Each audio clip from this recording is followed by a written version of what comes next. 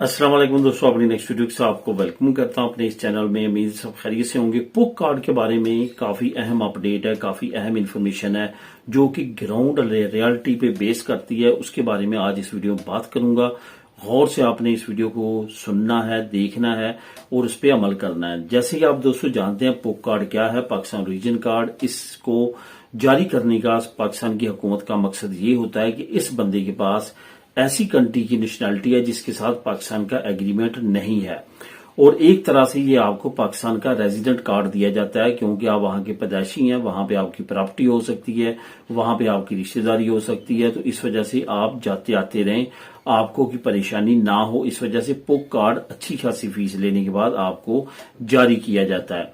अब यहाँ पे जो अहम चीज जो आप लोगों के साथ मैं शेयर करूंगा पुक कार्ड के बारे में, पुक कार्ड जब आपको जारी किया जाता है तो आपकी पाकिस्तान की नेशनैलिटी जो होती है वो खत्म हो जाती है। यानी कि आपका पाकिस्तानी नादरा का आईडी कार्ड खत्म, आपका पाकिस्तानी पासपोर्ट खत्म, सिर्फ और सिर्फ आपके पास ये पुक कार्ड रह जाता है जो पाकिस्तान ओरिजिन कार्ड है। ये अमूमन तौर पे 10 साल का इशू किया जाता है और 10 साल के लिए आप जो है वो पाकिस्तान के लिए रेजिडेंट कार्ड होल्डर हो जाते हैं।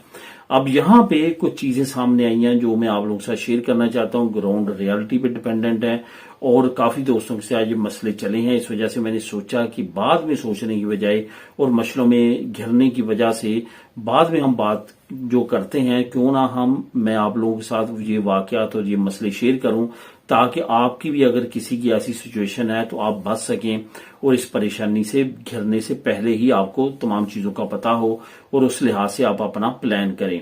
सबसे पहले आपने ये जहन में रखना है, अगर आपकी फैमिली इधर स्पेन में आपके साथ है और यहाँ आपकी होम कंट्री में भी है, तो आपने अब बहुत सारे लोग ऐसे हैं, जैसे रिसेंटली मेरे एक जानने वाले दोस्त ने क्या किया कि अपना पुक कार्ड जो है वो कैंसिल कर दिया, पुक कार्ड अप्लाई कर दिया, अपनी जो पाकिस्तान की नेशनैलिटी थी वो कैंसिल कर दी। अब पुक कार्ड उसको मिलने के बाद हुआ क्या कि कुछ अरसे के बाद 2-3 महीनों के बाद उसकी जो वाइफ थी, उस दोस्त की, उसका पाकिस्तानी नादरा का जो आईडी कार्ड था वो एक्सपायर हो गया। अब उस नादरा का जो आईडी कार्ड था उसको रिन्यू करवाने के लिए जब एप्लीकेशन सबमिट की गई तो क्योंकि उसका खामद जो था उसका नाम उनके आईडी कार्ड पे था, तो उनकी रिन्यूएशन के लिए उसको रिन्यू करवाने के लिए बड़े मसले मसाइल का सामना करना पड़ा। उसकी एक मेन रीजन ये थी कि उनके जो खामद थे उस औरत के, उन्होंने जो है यहाँ पे रहते हुए अपनी नेशनैलिटी को कैंसिल किया था और अभी तक पाकिस्तान का विजिट नहीं किया था। इस वजह से तमाम दफातर में अभी तक उनका पुक कार्ड का रिकॉर्ड नहीं था, जो कि वहां पे जाके फर्दन तमाम अदारों में जहां पे आपका कोई भी मामला है वहां पे करवाना पड़ता है।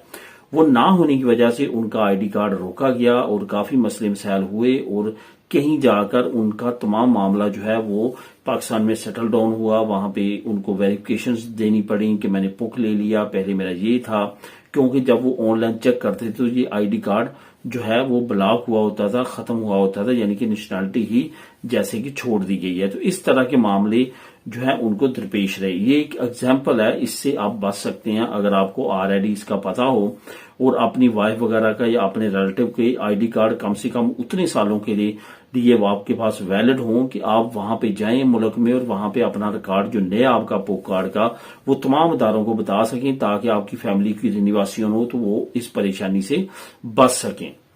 उसके बाद दोस्तों जो दूसरा बड़ा मसला जो है वो बैंक कार्ड वगैरह या इस तरह की चीजें जो हैं जो आपके पहले आईडी कार्ड पे होंगी वो आपको जो है वो छोड़नी पड़ेंगी, वो आपकी कैंसिल हो जाएंगी, ब्लॉक हो जाएंगी।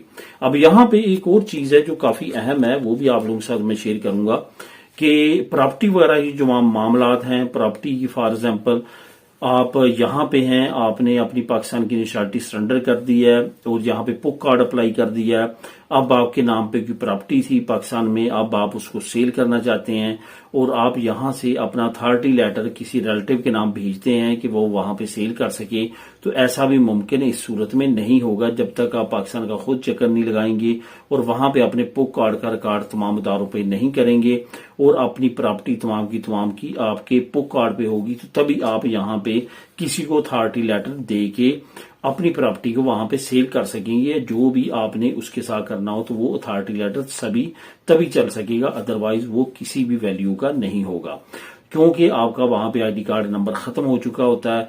تو اس کے اگینسٹ پک کارڈ ایشو ہو چکا ہوتا ہے، تو اس وجہ سے آپ کا پرانا کارڈ جو ہے اس پہ کوئی بھی کسی طرح کا معاملہ نہیں ہوتا۔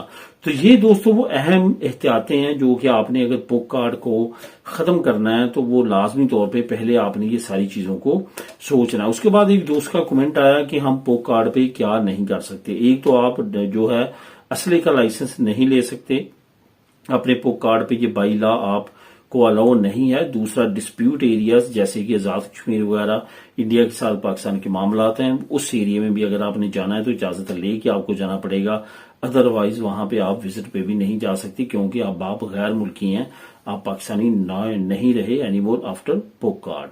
تو دوستو یہ تھی اہم ڈیولپمنٹ، اہم انفارمیشن اپڈیٹ جو میں نے ضروری سمجھی آپ لوگوں سے شیئر کرنے کے لیے۔